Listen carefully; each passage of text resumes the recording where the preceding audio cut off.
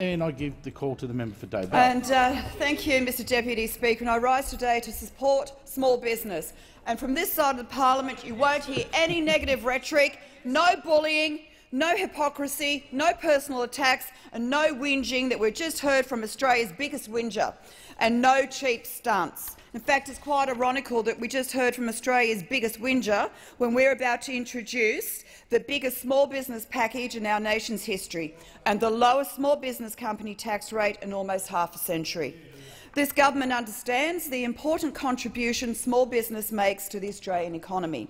The Tax Laws Amendment Small Business Measures No. 1 and 2 of bills of 2015 lower the company tax rate by 1.5 percentage points to 28.5% for incorporated small businesses with turnover of less than $2 million. And this is the lowest small business company tax rate since 1967. We believe in Australia's small businesses and acknowledge that government can do more to support and encourage greater growth. This government is building a stronger and more prosperous economy so that every Australian can get ahead. At the foundation of a strong economy is the need to support small businesses.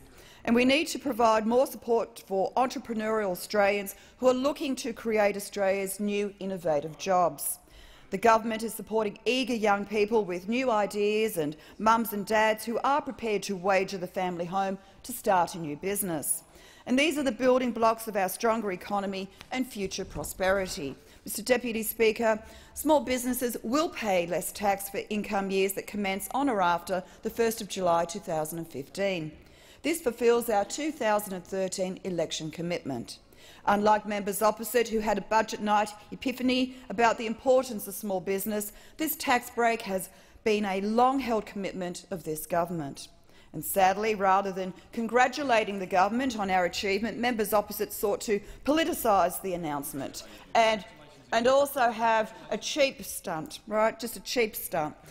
Well, thank you. It's good to hear more congratulations on the positive things that this government is doing. Small businesses remember how Labor treated them when they were last in government, and they didn't get a tax cut. They got a jobs-destroying carbon tax. They didn't get an accelerated depreciation on assets. They got a confidence-eroding mining tax. And they didn't get red tape reduction. They got a burdensome, costly red tape. And this is the difference between this government and the opposition. Members opposite should know better than to try and deceive our small business community. Mr Deputy Speaker, the small businesses of Australia hold the key to our future prosperity. Approximately 96% of all Australia's businesses are small business, and collectively they produce over $330 billion of Australia's economic output and employ over 4.5 million people. And this represents almost 43% of non-financial private sector jobs in Australia. And I am a passionate supporter of small business because I appreciate just how much they contribute to our economy. And this is particularly true in regions such as the Central Coast, where collectively small business is our largest employer. This package will assist Dobell's 8,707 businesses to invest more, grow more and employ more. And the government is well aware that slow economic growth is impacting on the labour market. And unfortunately, this is leading to increasing unemployment in some areas, such as the Central Coast, having a severe impact on the employment prospects of our youth. And while it's businesses which create jobs, there is a need to, albeit limited, for government to reduce the impediments and encourage the right conditions for Australia's small businesses to grow and become more productive. And since my election, I've been working alongside small businesses in my electorate of Dobell to identify and address the barriers that prohibit growth and employment opportunities. And this government acknowledges that small businesses are typically more vulnerable to changes in economic conditions than larger businesses. As our economy is currently undergoing a state of transition, it's essential that government policy supports small business growth and innovation. And reducing the tax rate for more than 90% of incorporated businesses with an annual turnover of under $2 million is definitely a game changer. And this will benefit 8,283 businesses in Dobell, and this represents 95% of all businesses in Dobell. Providing small businesses with a reduced rate of company tax will allow them to retain more earnings for investment and increase cash flow. And when speaking with local small business operators, and I ask them, what would you do if you had more cash flow? And I'm frequently told they would grow their business. Small businesses understand the important role they play, and on the Central Coast they want to grow and provide new employment opportunities for locals. Increased cash flow means that small businesses are better placed to create new jobs. This may mean a new admin assistant to assist the owner with paperwork, allowing the owner to concentrate upon growing their business, or even for the owner-operator to take a well-deserved break, because we find that many small business operators don't even have a chance to have a family holiday. Or it may mean that first job opportunity for a young job seeker.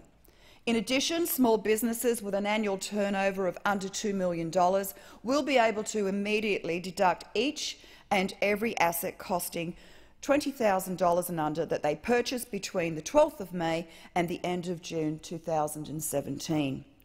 Cutting the company tax rate will cost the Commonwealth approximately $1.45 billion over the forward estimates, but this translates into a $1.45 billion injection into the Australian economy.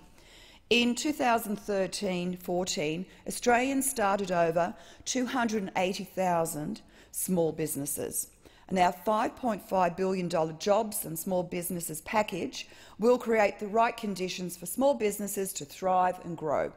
And members on this side of the parliament understand the importance in the transition of people from welfare to work. And every Australian who is capable of working should have the opportunity to do so. And, Mr Deputy Speaker, these measures will assist small businesses to create new jobs and help Australia's unemployed to access these jobs. As I stated previously, providing incorporated small businesses with a reduced rate of company tax creates more cash flow. And this is essential to ensuring that a new small business can survive and prosper. And this will benefit 780,000 small businesses nationwide. 2014 saw the highest level of new company registrations on record. And businesses, both new and old, can look forward to with renewed confidence that they can grow, they can thrive, they can prosper and they can compete. New accelerated depreciation arrangements will particularly benefit new start-up businesses that face greater upfront costs. And the Herald Sun reports that small businesses plan to purchase new computers, tools, phones, work cars and technical equipment, etc. And these new assets will boost business productivity and innovation, allowing growth and the creation of jobs.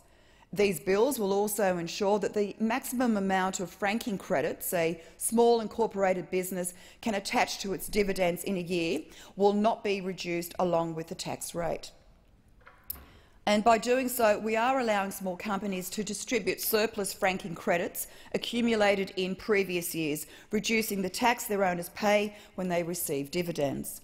And this will benefit owners of small business and effectively reduce the shareholders' overall tax paid regardless of their marginal tax rate. In the lead-up to the 2013 federal election, small business proudly proclaimed that they were too big to ignore, and this government agrees. We believe that Australia is the best place to start and grow a business, and this government knows that the best way to create jobs is to build a strong and prosperous economy. And this knowledge was lost on the former Labor government. And Dobell small businesses were particularly hit by the economic mismanagement of the former Labor government. In 2013, the Daily Telegraph reported that more businesses had shut their doors in Dobell than anywhere else in New South Wales. And this was a damning indictment on the former Labor government and totally unacceptable.